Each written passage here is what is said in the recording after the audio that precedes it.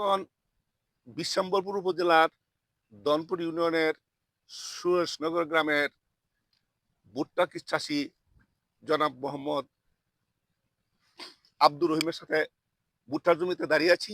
আমি উনার সাথে কথা বলবো। আসসালামু আলাইকুম। ওয়ালাইকুম আসসালাম। কেমন আছেন? ভালো আছি। তে আপনাদের এই মাঠে তো ভুট্টা কখনো হইতো না বা অন্যান্য আবাদ আছে না, পতিত থাকতো মৌসুমী। জি।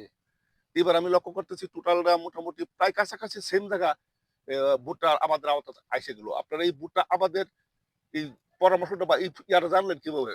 এটা আমাদের দুধপুর এখানে স্কুলের মধ্যে যে আমাদের সঙ্গী সাথীরা এখনো ছিল, তারা আমাদেরকে বলছে, তাই আমরা সকলে মিলে এটার উদ্যোগ নিচ্ছি। গত বছর যে করছিল, তা আমরা দেখছি এটা লাভজনক।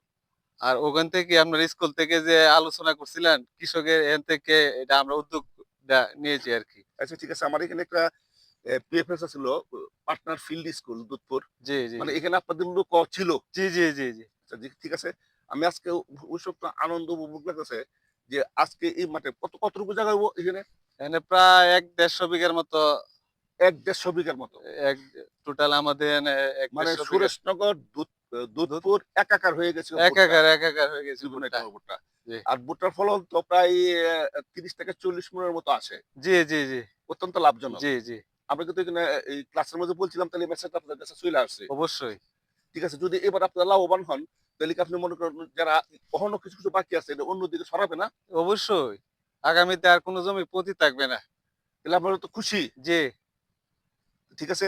আমরাও চাই বিশ্বম্বরপুর উপজেলায় যেন ১ ইঞ্চি জায়গা পতিত না থাকে। আমরা আবাদের আওতায় নিয়ে আসবো।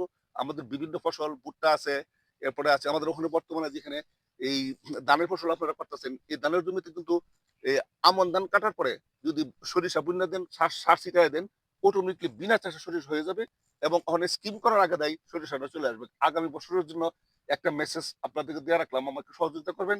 আমি আপনাদের পাশে আছি। আপনাদের আপনাদের সাফল্য কামনা করি। ধন্যবাদ। ভালো থাকেন। আসসালামু ওয়ালাইকুম